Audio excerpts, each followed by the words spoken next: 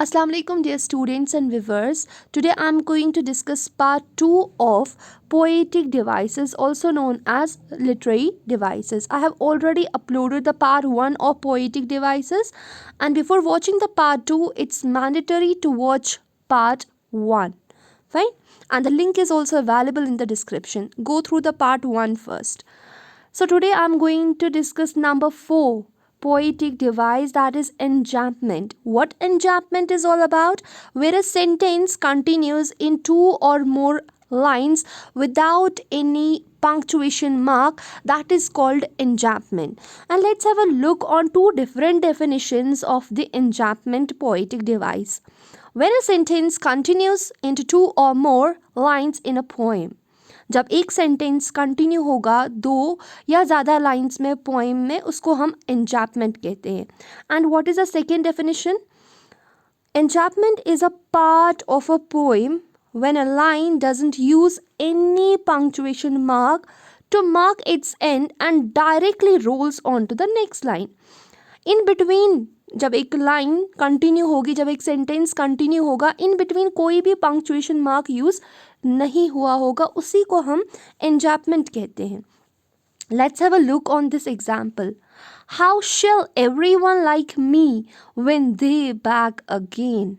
So you see this line, first sentence is getting continued in two lines यहाँ तक, और यहाँ पर एक पंक्चुएशन मार्क यूज़ हुआ है. तो पहली कंडीशन क्या है कि एक सेंटेंस जो है वो दो लाइंस में कंटिन्यू होगा और दूसरा इन बिटवीन कोई पंक्चुएशन मार्क नहीं होगा. तो ये यहाँ पर एक और दो लाइन में है और फिर लास्ट में एक punctuation mark question mark use हुआ है. फाइन. सो अब हम देखते हैं नेक्स्ट सेंटेंस क्या है. With the joys and the free, thou wilt scoff at pain. Again यहाँ पर एक सेंटेंस कंटिन्यू हुआ है दो लाइन में और फुल स्टॉप से ये यहाँ पर पंक्चुएट किया गया है. तो पहली कंडीशन, एक सेंटेंस जो है वो दो लाइंस में कंटिन्यू हुआ है, राइट, और फिर बीच में कोई भी पंक्चुएशन मार्क यूज़ नहीं हुआ, यहाँ पर हुआ है.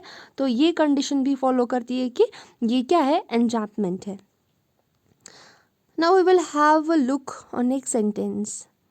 Spirit falls, though hasn't forget all but those who need they not. तो यहाँ पर ऑलरेडी एक पंक्चुएशन मार्क है, तो इसको हम एन्जैपमेंट नहीं कह सकते हैं. Fine. I hope it's clear. Now the next one is hyperbole, जिसको कभी कभी हम हाइपरबोल बोलते हैं. ठीक है, hyperbole is the right pronunciation. Fine. आपको मैं ऐसे ही, हाइपरबोली क्या होता है, हाई फाई बोलना, किसी चीज़ को ज़रूरत से ज़्यादा बढ़ा चढ़ा कर बोलना, चाहे आप ज़रूरत से ज़्यादा उसको वर्स्ट दिखाओ या ज़रूरत से ज़्यादा किसी चीज़ को आप बेस्ट दिखाओ. ठीक है, उसी को हम कहते हैं हाइपरबोली. ठीक है, हाइपरबोल भी कोई कोई बोलता है, but actual pronunciation is hyperbole. ठीक है, it's derived from the Greek word meaning overcasting, यानी किसी चीज़ को ज़रूरत से ज़्यादा अच्छा या ज़रूरत से ज़्यादा बुरा दिखाना. It's a figure of speech in which objects are shown greater or less, better or worse than they really are to show emphasis. तो इन शॉर्ट आपको देखना है कि हम किसी चीज़ को एग्जैजरेट कर रहे हैं, किसी चीज़ को ज़रूरत से ज़्यादा बेस्ट या वर्स दिखाना, ज़्यादा अच्छा या ज़्यादा बुरा दिखाना ओरिजिनलिटी से, उसी को हम कहते हैं hyperbole. Examples, I have written here 3 examples. The river of blood flowed in the battle field, यानी खून की नदियाँ बह गई. खून की नदियाँ तो होती ही नहीं है, लेकिन इतना ज़्यादा ब्लड लॉस हो गया during the fight in the battle field, तो हमने यहाँ पर क्या किया, हमने यहाँ पर हाइपरबोली यूज़ किया, बढ़ा चढ़ा के इस बात को बोला कि बहुत ज़्यादा खून बहा. एक्चुअल में क्या था, बहुत ज़्यादा खून बहा बैटल फील्ड में, लेकिन हमने क्या यहाँ पर लिखा, बहुत ज़्यादा को हमने बोला रिवर ऑफ ब्लड, जो कि एक्चुअल में होता नहीं है. तो हमने यहाँ पर हाई फाई तरीके से इस बात को एग्जैजरेट किया. 10,000 stars I saw at a glance, एक नज़र में मैंने 10,000 स्टार्स देख लिए. मतलब बहुत सारे को यहाँ पर 10,000 बोला, which is again not possible.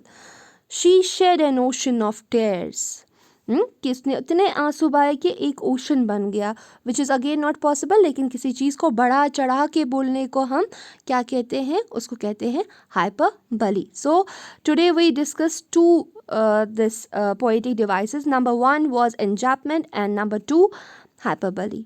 Thank you and have a nice day.